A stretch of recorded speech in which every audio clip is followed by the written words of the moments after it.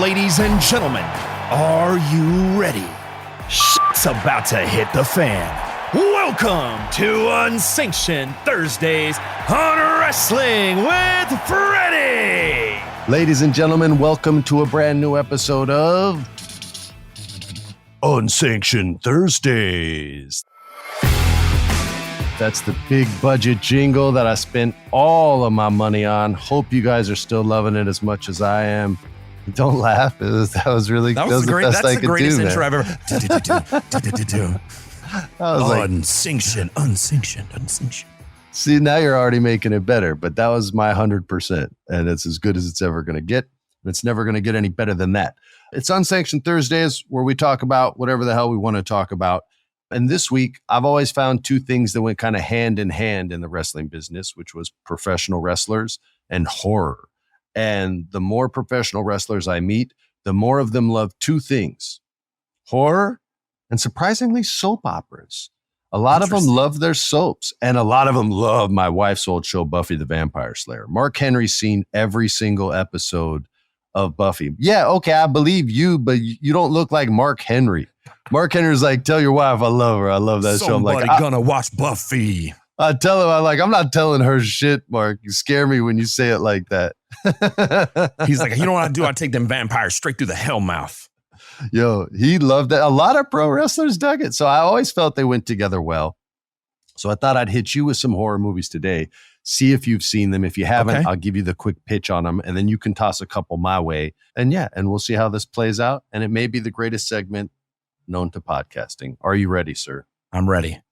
All right. First, I'm going to hit you up with something that's easy, but old. And then we're going to get into more sort of fun stuff. Have you ever seen Army of Darkness? I have. Okay.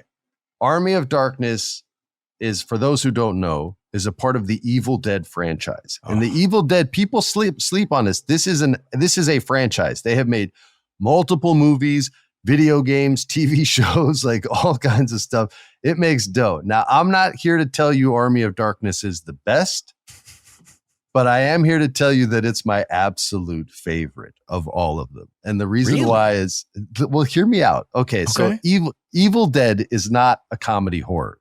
It is full-blown horror. But there are two little moments in it where the lead character, Ash, played so beautifully and naively by Bruce Campbell, has two moments where it goes campy. And the first one is when their friend has been turned by this demon and they've killed the friend and they have to bury her. And he goes in this full camp mode. It's just one line. He goes, "We can't just bury her. She's our best friend." And it's the first moment you laugh when you're not really supposed to laugh, right? And the second is when he's just getting drowned in blood from when he chops the demon's face off. And the blood is literally just slapping him in the face. And instead of like screaming in horror, he just screams, "Oh, God, no." And it's just more disgusted and comical than it is actually fearful. But that is the inception for where that character grows and eventually one day becomes. You look like you want to jump in there. By all means, jump in. I was just going to say, I think the reason why people have such a hard time with those films, and I'm not one of those people, I think that when you think horror, people have this conception in their head or whatever, but those movies are so campy sometimes. Like that's when they started becoming this campy. The first one I felt like was like, oh man, this crazy, the makeup and all this stuff. And then once you start to get to Army of Darkness and start shifting like super camp. Oh my God. It's the ultimate of camp. Yes.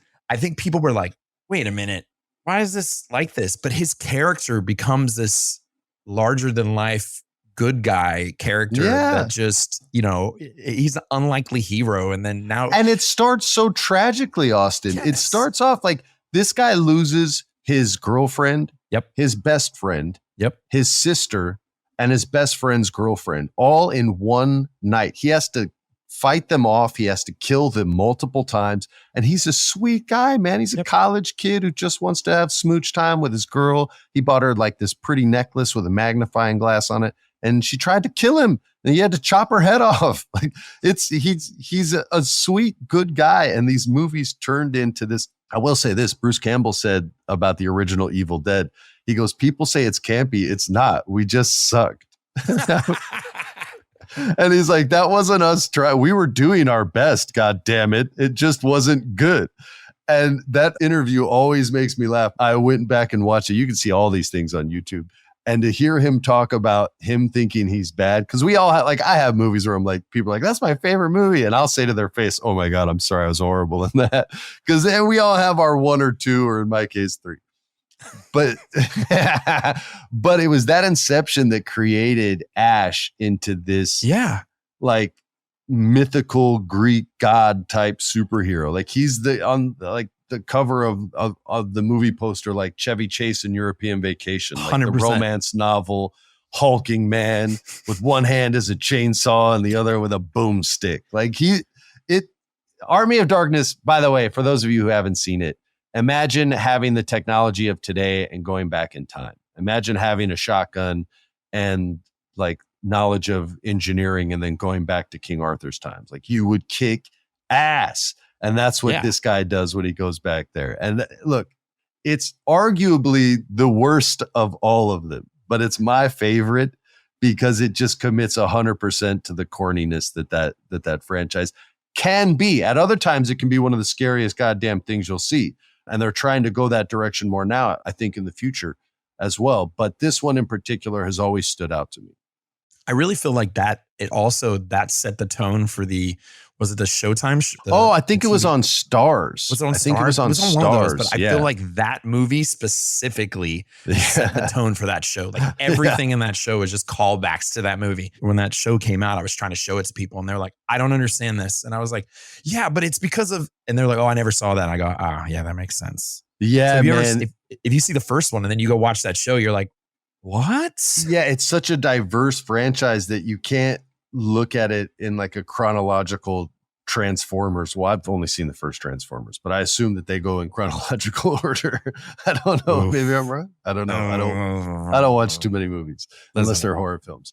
That's not a franchise you want to go down that rabbit hole with. Is it not good? It just gets worse and worse and worse and worse and worse and worse and worse. I like Shia LaBeouf, man. I did too, but he's not in any of the other ones. Transformers 1 was good, but everything after that, except for Bumblebee, I will say Bumblebee was good. And it's not just because John Cena was in it. It was actually a really good movie, just in general, of storytelling from the Transformers mythos. Have they done any other? I can't believe we're talking Transformers. Have they done any other spinoffs besides Bumblebee?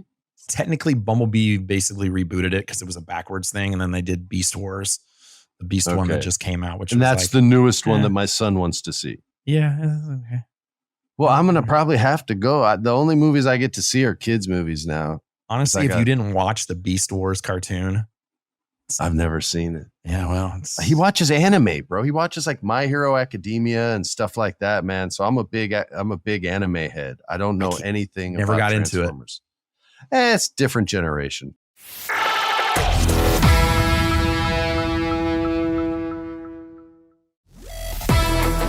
All right, next horror film on the block.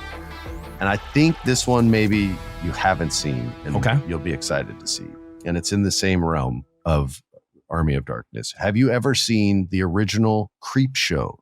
George C. Romero and Stephen King. Yeah. You have? Yes. Oh, I love you so. And when Halloween Horror Nights did those houses, walking through, they were really, really good because they actually touched on all the original stuff, not all the remake stuff. Really? Yeah. Yo, my daughter, here's a side quest. We do these a lot, so feel free to join in anytime a thought pops in your head. My daughter last Halloween said, Dad, I'm never going to Halloween Horror Nights again at Universal Studios. I go, why? She goes, they've gotten either way better or I'm getting scared way more easily. She goes, that was the most horrifying. She goes, Dad, I was in a knee brace and they showed me no mercy. I started laughing so hard. She said the guy ran up on us with a chainsaw and he saw that I was limping already. And they, you know how they have the guy with the leather face guy and there's no blade on it, but it still like powers up. He ran up on her and she's on crutches in a knee brace, bro. She was like, I didn't know if I was going to fall over or smack him in the head with it. I said, he deserved a smack, but he still got your ass pretty good. Yeah, dude, that's great. I love going to those. I love finding, there's always like the the guys who've been doing it too long, you can see them there. They're like, ah, and they just walk up on you or they don't say anything. And then there's the dudes who are like, I'm going to come today. I'm going to come to work and I'm going to scare every damn person I come across. And they're running across. They're sliding on their knee pads. They're coming with their chains. Those are the guys. The knee pad slide. Those are huge. By the way, to all of you who have that thankless job, I hate each and every one of you, but I love each and every one of you so damn much. I pride myself on not getting got. And I've gotten got a couple times and it pisses me off, but I have to like nod respect when it happens. And those guys that slide up on you, I had never seen that before. And it was the second time I took my daughter, and I guess they had already been doing it. And I guess Not Scary Farm had always done it, but I had never been to that except for the premiere of The Grudge, which my wife did forever ago. And I forgot about that movie. I love scary movies. And the original Japanese one of that is called Ju-on. And it's way... you like Asian horror? Let's go. So I was talking to somebody about that. I was talking to Vanessa about that because I took her to, I was like, we're on a 90s kick right now. So I'm going through, like I just did, I know what you did last summer. We just did all these, we're going on this whole bin because she's seen all the 80s and like 70s and 80s and all that. So I'm like, all right, let's do 90s. Let's take you through this 90s. Cause what was the movie that it came out last year? I feel like it was a James Wan movie. It was the one, Malignant? Yes, thank you. Yeah. I was like, if you like this movie, we're going to take you on this 90s binge watch because big this 90s is throwback. The 90s movie you'll ever see. This is very much what it was. So we're on this kick of, doing all these 90s movies now. And we saw The Ring. The Ring was on there. And I was like, I got to show you Ringu. Like, you got to watch this movie because Ringu is so much better. Yes. So much better. Agreed. And the guy is such a guy's guy, the lead guy, in that it's like George Clooney of Japan, or that one's Japan. I'm telling you, George Clooney. He's such a man's fucking man, bro. I love the lead guy in that so much. He just like talks to his ex-wife the way like an old actor in the 70s would, talks to other people the way a guy from the 70s, like just such a tough son of a bitch, man. It's so the most pragmatic actor ever. Bro, Japanese horror though is so... they're like, all right, what is something that scares you? And let's make it 1,000 times worse. Yeah. Let's just put it in a telephone. Yeah. It is insane how they do. I've always wanted to go to Halloween Horror Nights over there because I've seen so many cool things and some of the stuff they do and how superstitious they are and just, the spirits and stuff, their beliefs. Like it just changes the way their horror is. And I have such a deep respect for their movies. So I'm like, man, I really want to do like a haunted house or something over there. Asian horror, like Korean and Japanese horror, are some of my favorite. Like you watch Train to Busan or anything like that. I don't know if you've seen it, but I'm a dad with a daughter. Like that movie hits so friggin' harder than it needs to, man. Like it's like The Last of Us, but Korean. Like it's just brutal, man. It's so tough. But Japanese ones will always have a soft spot in my heart because that was like the first sort of any foreign film I saw was Japanese films, and that's where I fell in love with that culture. I also feel like people don't realize how many movies that have come out in the States that are inspired by Japanese horror movies originally. Oh yeah. The Tale of Two Sisters is like the most beautiful horror film ever made. Like everything gross is beautiful. And it's like, whereas if it was David Cronenberg, it's everything beautiful is gross, right? This is just the inverted version of him. So let me ask you this. Do you sit more on the jump scare side, or do you like gory movies, or do you have an opinion on one or the other? What's your horror preference? My opinion on horror film is the same as food. If it's good, I'll eat it. So I don't care if it's B movie, Roger Corman horror. I don't care if it's Chopping Mall. I don't care if it's James Wan at his most seriousness and most serious and horrific. I don't care. I love Chucky. You know what I mean? Like I think Child's Play is such a good movie, man. I just love everything about it. I got to interview the director of that movie, Tom Holland. Oh, that's awesome. Just gush love all over him, man. Like I love horror films. It legit is the only movies I watch. I just rewatched Phantasm from 1979, which was sort of the beginning of the golden era of horror, 79 to 89. And I think most people would agree that's the golden era of horror. And it's just it's hanging on to the 70s with every ounce of strength it has, but it letting you know that like the 80s are right around the corner because they do some science fiction weird stuff in there.